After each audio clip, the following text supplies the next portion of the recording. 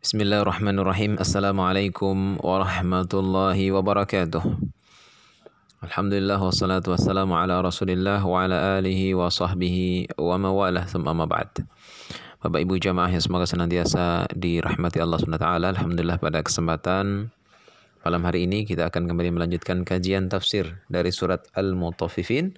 Kita masuk pada ayat yang ke-24.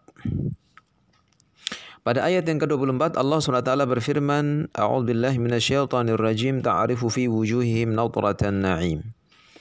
Kamu bisa mengetahui dari wajah mereka kesenangan hidup yang penuh dengan kenikmatan. Jadi dalam ayat ini jemaah sekalian, Allah Subhanahu wa taala memberitahukan kepada kita bahwa wajah-wajah penghuni surga itu berseri-seri. Wajah-wajah penghuni surga itu menampakkan kebahagiaannya, keceriaannya, ya, dengan wajahnya yang berseri-seri karena mereka merasakan kegembiraan dengan berbagai macam nikmat yang mereka rasakan.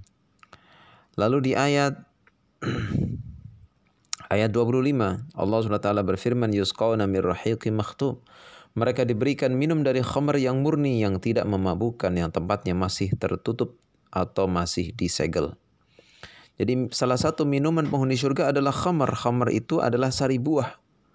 Sari buah yang tidak memabukkan. Jadi rahiq, ya rahiq di sini adalah khamr.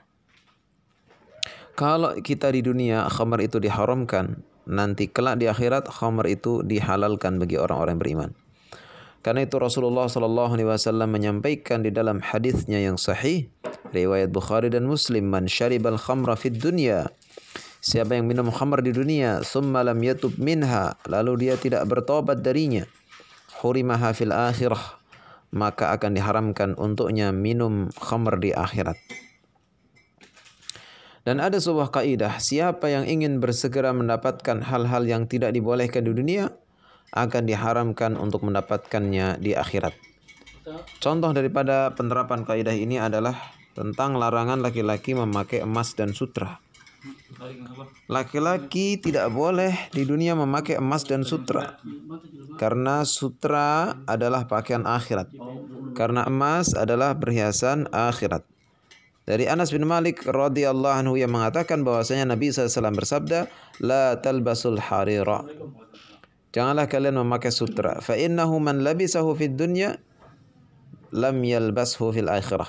Karena siapa yang mengenakan sutra di dunia, ia tidak akan mengenakan di akhirat. Ini hadis sahih riwayat Bukhari Muslim. Dan juga disebutkan, dilaporkan dari sahabat Hudzaifah radhiyallahu anhu bahwasanya Nabi SAW bersabda, la talbasul harira, jangan kalian memakai sutra, wala dibaj, dan jangan pakai dibaj. Dibaj itu juga pakaian sejenis sutra. Wala tashrabu fi aniyatiz zahab wal fiddah, jangan kalian minum di bejana emas dan perak, yaitu bejana yang terbuat dari emas dan perak. Wala ta'kulu fi sihafiha, dan jangan makan di mangkoknya, yaitu di mangkok emas dan perak. Fa innaha lahum fid dunya wa lana fil akhirah, karena wadah semacam itu adalah untuk orang-orang kafir di dunia, sedangkan bagi kita adalah di akhirat. Hadis riwayat Bukhari Muslim. Jadi pakaian sutra adalah pakaian akhirat. Wadah emas dan perak adalah wadah di akhirat. Di dunia dipakai oleh orang-orang kafir. Orang-orang beriman tidak dibolehkan memakai wadah dari emas dan perak. Ya. Karena bagi orang-orang mukmin kelak mereka akan mendapatkannya di akhirat. Kemudian kembali lagi berbicara tentang khamr, jamaah sekalian. Khamr ini, khamr yang ada di akhirat tentu tidak sama dengan khamr di dunia. Kalau khamr akhirat tidak memabukkan, sedangkan khamr di dunia memabukkan. Khamr di akhirat tidak menjadikan pusing, tidak menjadikan pening, tidak mabuk, tidak bikin sakit perut, dan baunya tidak busuk, baunya harum. Itu khamr akhirat. Adapun khamr dunia baunya tidak enak. Ya, baunya busuk, menimbulkan mabuk dan pusing. Karena itu Allah SWT menyiapkan khamr dengan berbagai macam jenisnya untuk para penghuni syurga. Sebagaimana yang Allah Ta'ala firmankan dalam Quran surat Muhammad ayat 15, Masalul jannati allati wu'idal muttaqun perumpamaan penghuni surga yang dijanjikan kepadanya, yaitu yang dijanjikan kepada orang-orang bertakwa, fiha anharun min ma'in ghairi asinin. Yang di dalam surga itu ada sungai-sungai dari air yang tidak berubah rasa dan baunya. Wa anharun min labanin, dan sungai-sungai dari susu. Lam yatakhayyar ta'muhu, yang tidak berubah rasanya. Wa anharun min khamrin ladzatin lisyaribin. Ya, dan sungai-sungai dari khamr yang lezat rasanya bagi peminumnya. Subhanallah. Ya, masyaallah. Inilah minuman-minuman bagi penghuni syurga Allah Subhanahu wa taala. Nah, kita lanjutkan satu ayat lagi. Dalam ayat yang ke-26 Allah SWT berfirman, khitamuhu misik, penutupnya dari kasturi, wa fi dzalika falyatanafasil mutanafisun, dan untuk yang demikian itu hendaklah orang berlomba-lomba. Yakni penutup daripada khamar itu adalah misik, ya. Nah, jadi penutupnya adalah dari kasturi. Dan ketika seorang penghuni surga meminum khamar, akan keluar aroma yang sangat wangi, ya. Bahwa mizajuhu khitamuhu misik, ay mizajuhu misik. Ya, penutupnya kasturi, yaitu dicampur dengan kasturi. Ya. Dan ada yang mengatakan raihatuhu raihah al-misik, aromanya adalah aroma kasturi. Ini menunjukkan bahwasanya khamar dunia dan khamar akhirat sangat berbeda. Khamar dunia bikin pusing, bikin sakit perut, baunya tidak enak. Ya, bikin tidak sadar diri. Berbicara ngelantur, ya. Membuat orang tidak sadar. Ya. Bicaranya tidak terkontrol, jalannya sempoyongan, seperti orang gila, ya. Nah, Allah Ta'ala sudah berikan dia akal, malah dia hilangkan akal itu dengan minum khamar. Sangat berbeda dengan khamar di akhirat yang Allah Ta'ala sediakan untuk orang-orang beriman. Khamar di akhirat tidak membuat pusing, tidak membuat sakit kepala, tidak membuat sakit perut. Ya, khamarnya terasa lezat, baunya sangat wangi, ya. Nah, sangat harum, yaitu dengan aroma minyak kasturi. Sehingga apa? Jangan dibayangkan khamar akhirat sama dengan khamar dunia. Jauh berbeda. Karena itu Allah Ta'ala menyatakan bahwa penutupnya adalah minyak kasturi. Ya. Di mana setelah setelah penghuni surga minum khamar, mereka mengeluarkan bau yang sangat harum.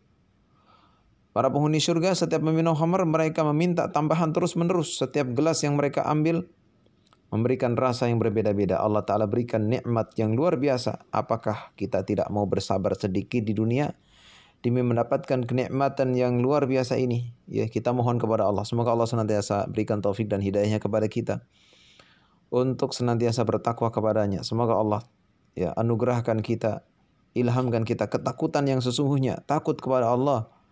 Yang takut itu melahirkan amal-amal soleh, dan takut itu menjadikan kita benci dengan perkara maksiat, dosa dan maksiat kita jauhi. Segala macam dosa dan maksiat. Nah, inilah kenikmatan ya Allah Ta'ala berikan bagi penghuni surga. Ya. Naam. Dalam surat Al-Baqarah ayat 25 Allah Ta'ala nyatakan, wa utubihi mutasyabiha, mereka diberi nikmat yang serupa. Nah, jadi khamr di surga itu bukan hanya satu rasa, tapi berbagai macam rasa. Semuanya lezat dan nikmat. Ya. Karena itu siapa yang ingin minum khamr di akhirat, jangan minum khamr di dunia. Tahan hawa nafsunya. Kemudian Allah Subhanahu wa taala berfirman dalam ayat yang sama, memberikan motivasi kepada kita semuanya untuk berlomba-lomba di dalam meraih kenikmatan surga. Allah mengajarkan kita untuk punya himmah aliyah, semangat yang tinggi dalam beramal soleh. Kalau dia melihat orang lain beramal soleh, hendaklah dia berusaha untuk mengejarnya agar tidak tertinggal. Nah, inilah perlombaan. Ya, jadi tidak merasa cukup, ya, dalam permasalahan agama. Dia harusnya selalu haus untuk beramal, haus untuk meraup sebanyak-banyaknya amal soleh. Berbeda dengan masalah dunia. Kalau masalah dunia kita harus qanaah, merasa cukup. Ya, seberapapun disyukuri cukup. Kalau akhirat tidak. Urusan akhirat kita harus terus berlomba-lomba semaksimal kita. Nah, dan qanaah terhadap permasalahan dunia adalah sifat yang mulia sebagaimana perkataan Al-Imam Asy-Syafi'i, "Idza ma kunta dza qalbin qanu'in," kalau engkau memiliki hati yang qanaah, fa anta wa malikud dunya sawa, maka engkau sama seperti raja dunia. Ini disebutkan dalam Diwan Imam Asy-Syafi'i halaman 15. Karena itu seorang yang memiliki hati yang qanaah, menerima, mensyukuri nikmat Allah SWT, maka dia seperti raja dunia, yaitu sama-sama bahagia. Masalah dunia kita hendaknya qanaah, menerima apa yang Allah Ta'ala berikan kepada kita, menerima apa yang Allah jatahkan untuk kita. Tapi kalau masalah akhirat, kita wajib berlomba-lomba. Jangan bandingkan dengan orang yang tidak pernah sholat sama sekali. Kemudian kita cukup dengan sholat 2 kali sehari misalnya. Tidak boleh seperti itu. Hendaknya dia menjadi orang yang berlomba-lomba. Jika ada orang yang lebih terdepan dalam masalah agama, dia harus berusaha lebih terdepan lagi. Ya. Fastabiqul khairat, berlomba-lomba dalam kebaikan. Ini sikap yang benar dari seorang yang beriman kepada hari akhirat, bahwasanya ya, penghuni surga itu bertingkat-tingkat, ya. Maka hendaklah kita berusaha untuk meraih surga yang tertinggi. Allah Ta'ala nyatakan dalam surat Al-An'am ayat 132, "Walikullin darajatum mimma 'amilu wa ma rabbuka bighafilin amma ya'malun." Masing-masing ada tingkatannya sesuai dengan apa yang mereka kerjakan, dan Tuhanmu tidak lengah dari apa yang mereka kerjakan. Ya. Jadi semua orang yang masuk surga itu memang merasakan bahagia. Tidak ada yang sedih-sedihnya. Ya. Tidak ada sengsaranya. Tetapi surga itu bertingkat-tingkat, masing-masing diberikan nikmat sesuai dengan ya derajatnya, kedudukannya.